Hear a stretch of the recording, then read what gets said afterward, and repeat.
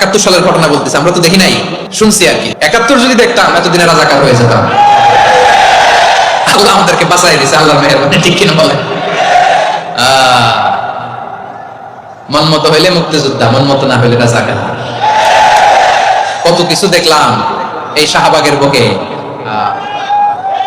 আল্লাহ, 71 সালে দেখি নাই, আমরা শুনেছি পাক হানাদার বাহিনী জিজ্ঞেস করতো মুসলিম না অমুসলিম চেক করার জন্য, বলতো কালেমা বল, কালেমা বাতাও।